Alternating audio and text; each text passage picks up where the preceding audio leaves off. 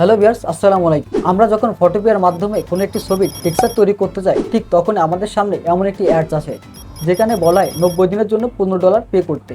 তো আজকের এই ভিডিওটা যদি আপনি শুরু থেকে শেষ পর্যন্ত দেখেন, তাহলে কোনো প্রকার পেমেন্ট করা ছাড়াই কীভাবে এই সমস্যার সমাধান করবেন সেটা আপনাদেরকে দেখিয়ে দিব। এবং এই ভিডিওতে দেখাবো কীভাবে ছবির টেক্সচার তৈরি করবেন। তো আর বেশি কথা বলবো না, চলুন মূল ভিডিওটি শুরু করা যাক। হ্যালো ভিউয়ার্স, এই সমস্যার সমাধান করার জন্য আপনি সর্বপ্রথম চলে যাবেন ক্রোম ব্রাউজারে। যার পর এখানে সার্চ বারে যাবেন, সার্চ বারে টাইপ করবেন ফটোপিয়া। ফটোপিয়া লেখা শেষ হলে এখান থেকে ইন্টার বাটন বা সার্চ বারে ক্লিক করবেন। তারপরে প্রথম যে ওয়েবসাইট, ঠিক আছে, এখানে ক্লিক করবেন। তারপরে আপনি যে মাঝখানে যে অপশন ওপেন ফ্রম কম্পিউটার, এখানে একটা ক্লিক করবেন। তারপরে এই যে মিডিয়া পিকচার, এখানে একটা ক্লিক করবেন, ঠিক আছে।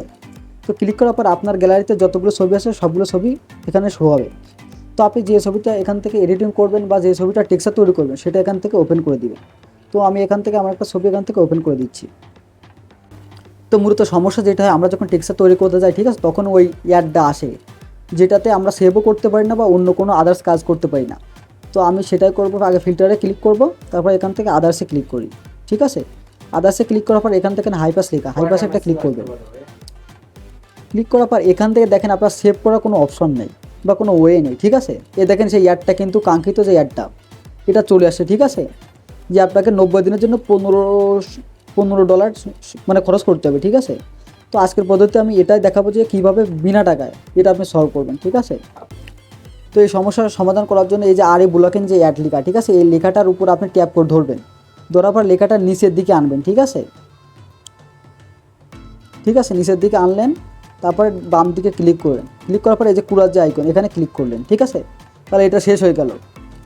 তারপরে যে হাইপাস লেখা, এটা আপনি নিচের দিকে টানবেন, ঠিক আছে। এটা কিন্তু আপনি কুড়াসে ক্লিক করবেন না, ঠিক আছে। তো তারপরে আপনি এই যে ফাইল ম্যানেজারে ক্লিক করবেন, ঠিক আছে। তারপর এখান থেকে এক্সপোর্ট আজে ক্লিক করবেন, তারপরে পিএনজি আইকনে ক্লিক করবেন। পিএনজিতে ক্লিক করার পর 1 থেকে 2 মিনিট আপনাকে অপেক্ষা করতে হবে, ঠিক আছে। তারপর আপনি এখান থেকে সেভে ক্লিক করলে এটা আপনার গ্যালারিতে সেভ হয়ে যাবে, ঠিক আছে। তো ভিডিওটা এই পর্যন্তই। ভিডিওটা যদি ভালো লাগে অবশ্যই ভিডিওতে একটা লাইক করুন এবং আপনাদের পছন্দের মতামত জানাতে এই ভিডিওর নিচে একটা কমেন্ট করুন। আর আমার ইন্টারেস্টিং ভিডিও পেতে হলে কিন্তু এই চ্যানেলটা অবশ্যই সাবস্ক্রাইব করে রাখবেন।